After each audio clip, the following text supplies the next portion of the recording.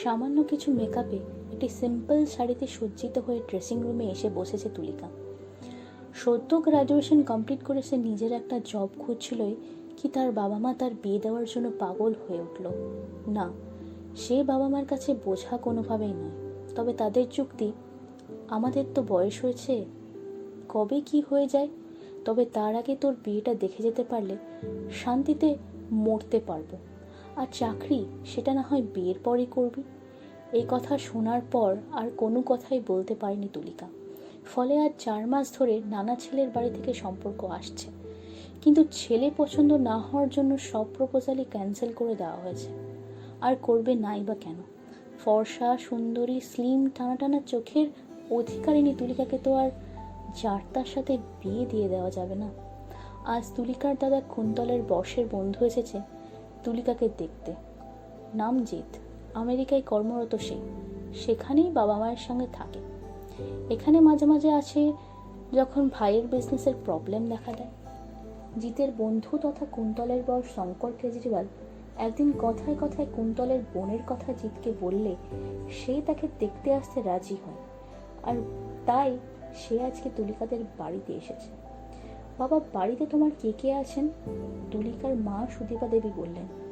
জিৎ, আমার মা, বাবা আমার সাথেই আমেরিকায় থাকেন, তবে আমার ভাই দিল্লিতে থাকে।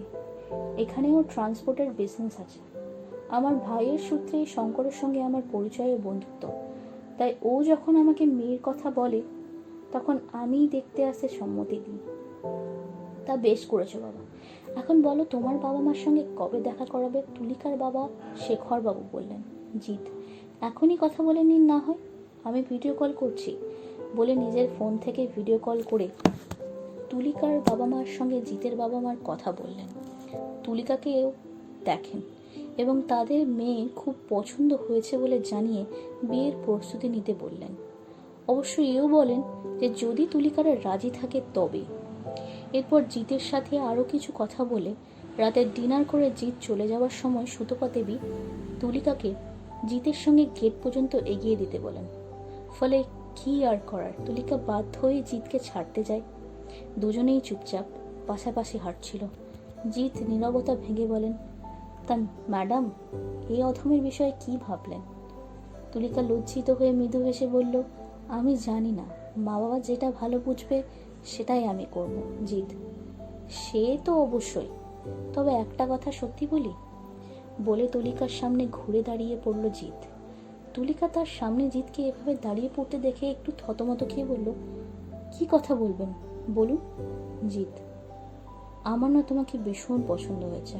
শুধু আমার না, আমার প্যারেন্টসেরও তোমাকে ভীষণ পছন্দ হয়েছে। অবশ্য তোমাকে না পছন্দ হওয়ার কোনো কারণই নেই। শুধু শুধু একটা কথা বলছি, যদি আঙ্কেল আন্টি আমাদের বিয়ে নাও দেন, আমরা কি বন্ধু হয়ে থাকতে পারি? এই কথায় মৃদু হেসে তুলিকা মাথা নেড়ে সম্মতি জানালে জিৎ বলে, অনেক ধন্যবাদ তোমায় তুলি, এই নাও আমার কার্ড। যদি অধমকে বন্ধু ভাবো তাহলে ফোন করো, আমি কিন্তু তোমার ফোনের অপেক্ষায় থাকবো। এই বলে জিৎ নিজের গাড়িতে বসে চলে যায়। তুলিকাও হাসি মুখে গেট বন্ধ করে বাড়ির ভিতরে চলে আসে। ঘরেতে আস্তে আস্তে সে শোনে, সুদীপা দেবী, আমার তো ছেলেটাকে ভীষণ পছন্দ হয়েছে, শিক্ষিত, ভদ্র, শান্ত স্বভাবের। তোমার কেমন লাগলো? শেখরবাবু বললেন, হ্যাঁ, আমারও বেশ ভালোই লাগলো। ফ্যামিলিও বেশ ভালো বলেই মনে হলো। দেখা যাক আরও কিছুদিন কথাবার্তা বলে। ওরা তো পারলে এক্ষুনি তুলিকাকে বউ করে নিয়ে নেয়। দুজনেই একসাথে হেসে, এই পেকো, কি শোনা হচ্ছে শুনি? এই বলে তুলিকার কান ধরে টানল কুন্তল। বেচারি এতক্ষণ দরজার পাশে দাঁড়িয়ে মা বাবার কথা শুনছিল, আর তার পাজি দাদাটা এসে তার কান ধরে টানতে লাগলো। তুলিকা, কই না তো, কিছু শুনিনি তো, ছাড় দাদা, আমার লাগছে। কুন্তল, শুনিনি বললে তো চলবে না, সব জানি আমি।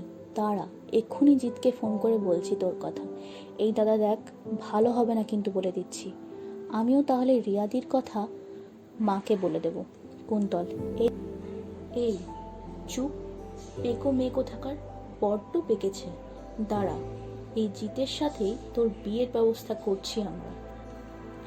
ধ্যাত, এই বলে লজ্জায় লাল হয়ে কুন্তলের কাছ থেকে দৌড়ে নিজের রুমে চলে যায় তুলিকা। আর দরজা বন্ধ করে সে হাতের মুঠোয় থাকা জিতের কার্ডটা দেখতে থাকে। কল করবে কি সে? না, দরকার নেই, থাক। না জানি কি ভাববে, থাক, পরে দেখা যাবে। এই ভেবে নিজের ড্রেস চেঞ্জ করে ফ্রেশ হয়ে তুলিকা ঘুমিয়ে পড়ে।